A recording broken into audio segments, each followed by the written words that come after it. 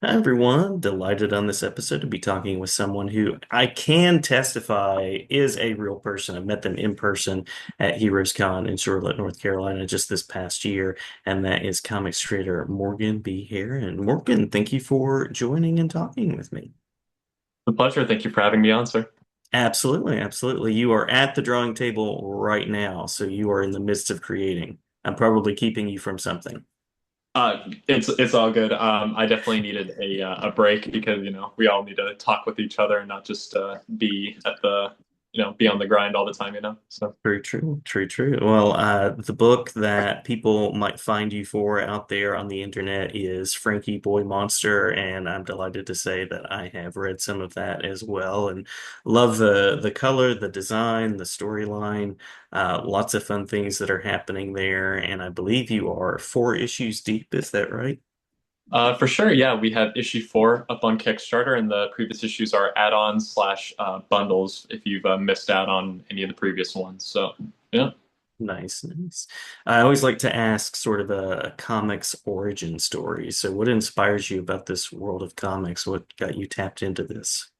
For sure. So, I mean, I've always appreciated like fun, creative things in pop culture. I think, I've always had an affinity though for my first ever memory of anything related to comics was the Max Fleischer Superman cartoons because when I Hmm. was very young, I was sick for a little bit. I forget what kind of like mask they had. They had to like give me a mask, not like a breathalyzer. I forgot what it's called, but whatever. I was sick, and so my nana and my mom and my papa would put on that DVD, and I would watch it, and I was kind of mystified by Superman. That was my first introduction to him, and then eventually I would watch more like so, I would watch more cartoons on like Cartoon Network or Uh-huh. Nickelodeon or Disney XD, which was kind of like Disney Channel, but it was geared more towards like a younger male audience. So they would like play both Phineas and Ferb and stuff like that, and some Star Wars shows, stuff like that. Hmm. Hmm. Eventually, for comic books, I stumbled upon, I believe, yeah, it was Court of Owls by Scott Snyder and Greg Capullo.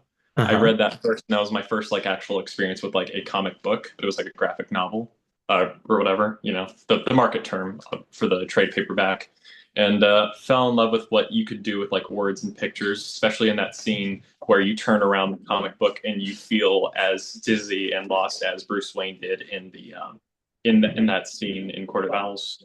Yeah. Yeah, the maze scene, I believe, is the one you're talking about. Yeah, absolutely. Yeah, that Yeah, one. yeah, absolutely. That's a great example, and I love that you take in those inspirations. And I too am one of those people that has a like I was a sick kid, I had double pneumonia kind of thing that happened, and discovered comics that way. So I think there's a legion of us out there who had a childhood illness briefly, and then we're like, hey, superheroes. Um, Yeah. yeah. So, Frankie Boy Monster, what are the ingredients? I feel like this is a good Frankensteinian kind of question. What are the ingredients that have put this monster together for you?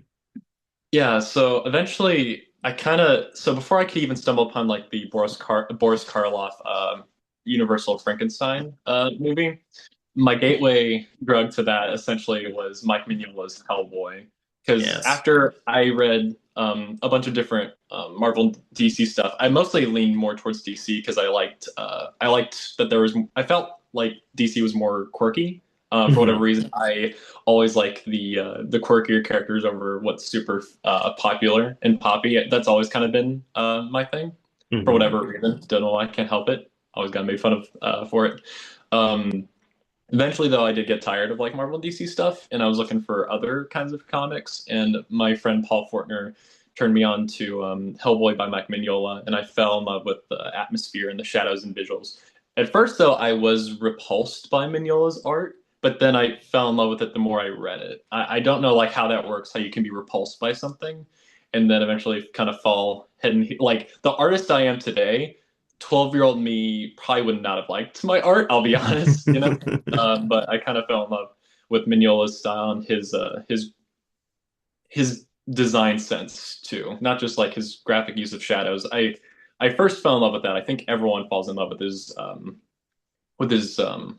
with the shadow work and how he Mhm. lights things, but that's kind of useless if you don't design good pages, you know? And then Right. eventually I what clicked with me was like, oh, the reason why Hellboy reads so well is because Mignola is great at designing pages that have a flow and a rhythm to it. And I eventually figured out how to emulate his way of composing pages while still having my own flavor with it. And I'm still figuring it out to this day, but I think I found a rhythm that I like to the way I paste things. So yeah. Yeah, yeah. Well, the best artists that I know continue to challenge themselves, and 40 years in are still trying to figure different things out. So, Absolutely. love that the 12-year-old you would look at your stuff and go, "Really, sir? Really?" Yeah. There's that development for sure. And uh, curious if I'm a listener out there, and I love the monstrous aspect. I love the fact that you have sort of a playful energy with the story too. What would be something that, or a couple of things, I guess, that I could expect from the story? So Frankie Boy Monster is about a 12-year-old boy monster named Frankie and his mad scientist dad, Dr. Fritz Lang, who's a single father. At its heart, like Frankie Boy Monster is about a 12-year-old boy and his single dad, and I hope to explore the themes and triumphs and tribulations that come with that territory. Mhm. Um, I'm building up to a main storyline that deals with really and truly that deal with themes of divorce. So like the main villain that I'm eventually building up to will be, you know, a parent that was not there in Frankie's life for most of his childhood. So I want to explore themes and elements there, and a lot of my readers have kind of already caught on to it, especially in issue two.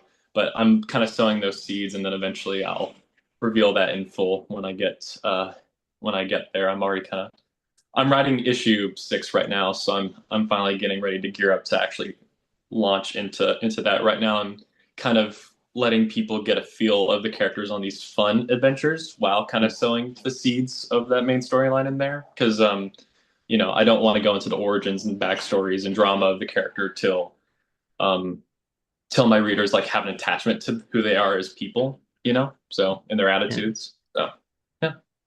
absolutely, absolutely. And uh, I know from talking with you that you're kind of part of this comics community. You were at Heroes hanging out with Eli Schwab and Rotagashi and kind of a chain of people there. What's that community been like for you?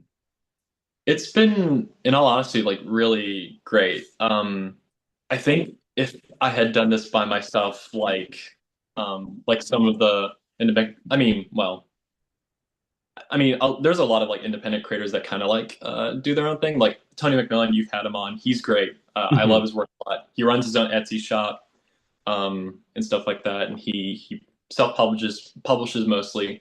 But you know, even guys like him, you know, they need community. They need to like travel in packs. So like me, I knew that I needed help publishing my comics. I go to college at Middle Tennessee State University. I cannot Mhm. afford Mhm. the print bill, unfortunately, at the moment. I don't. There's not enough grant money for me right now to pick up that print bill. So I needed a publisher, and eventually I met Eli Schwab at my first Heroes Con in 2023. Um, and yeah, it's been great um, working with him, designing the book, putting it out there. But also, a lot of friendships have come out of me going to these conventions, talking to other artists like Tony McMillan, Mhm. and then the Cosmic Lion crew like Anton William Blake, Rick Lopez, Rohagashi. Those three are definitely the big ones. Then I met Adam Lemna, who does Relic Hunter. Mhm. Mhm. There's a lot of encouragement and good energy coming from them in the scene that we're in. I think it's been good to like know that there's not. I mean, we're all market wise, we're technically competing with each other because you know there's a dollar value that comes with a comic book, but there's also a friendship in knowing how hard it is, and you know we're all trying to aspire to the same thing.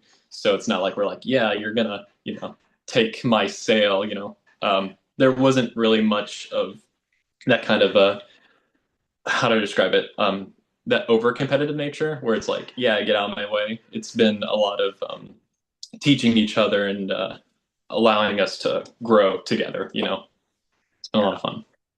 Love it, love it. And you could see that camaraderie just in talking with the group of you as you roam around together and as I got to kind of hang out with you a little bit.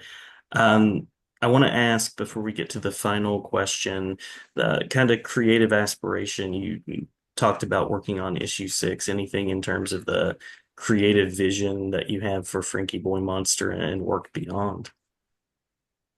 I hope to, in all honesty, like I said, I grew up with Cartoon Network, so Mhm. it'd be really cool that when I have the whole series done in its entirety, I mean, my big thing is I do want the comic book series to be a wonderful reading experience for a bunch of people, specifically, younger readers to even older readers. I want, like I said, I want it in its entirety to be a great reading experience, but it'd be awesome if eventually the series Bible, that would be whatever omnibus big collection it would be, would go on to inform maybe a Cartoon Network show or something like that Mhm. that could then be branded into the minds of of young viewers who watch fun cartoons like I did, then that would kind of keep perpetuating that cycle of things. So I think that would be cool. And also, I'd love to have an action figure, at some point. That'd be neat. Oh yeah, yeah. I still enjoy a good action figure, and absolutely there with you on sort of like the brand and marketing. And growing up, it seems like every character I love had the lunchbox, the action figure, animated series, comic book, all the things. So may it be so. May it be so. Sure. Yeah. Well, if I want to support the work, if I want to go out and see it and kind of see what it's all about, where would be some places that I might go do that? Yeah. So right now you can go for the issue 4 Kickstarter. You can follow whatever link is attached to the campaign, and you can pledge whatever dollar amount you'd like. Kind of talk about the Kickstarter a little bit with issue 4. There's different tiers. I think by the time this video is out, the early bird will be done, but you can still back the book itself. We have a bunch of posters and stuff like that. We actually got Jim Mahfood, who is a hero of mine in the comics Nice. industry, Uh-huh. to do a poster that's also a pinup in the published book. There are tiers where you can score either just issue 4 and the posters. You can get a bundle with all 4 issues if you've not read any of my comic series for a discounted price. And say you have like issue 1 in your collection, but you missed out on 2 and 3, and now 4's coming out. We also have the single issues as add-ons. So if you have issue 1, you can back issue 4 and have 2 and 3 as add-ons, stuff like that. Um, we're almost filled up with our commission with the commission tier. That's 160. We put slots up for 10 on that, and there's 9 people have already filled that up. So we actually have one commission spot left, and we also have a $100 tier where you can be drawn as a villager in Frankie issue 5, which is already a work in progress. Well, it's almost done. It's like 70% done. So yeah, you'll be able to be a villager in my comic book if you back the Kickstarter for $100. So yeah. Awesome, awesome. Well, and very smart of you and awesome that you have it 75% done before launch as well. It's always a good thing. Yeah, well, I mean that's issue 5, So yeah, Yeah. yeah, Yeah. for sure. Have we missed anything in the talk through that you want to make sure to add in? Um, Just make sure that I we've don't think. covered all the things. Let's see. I think that should be about. Oh yeah.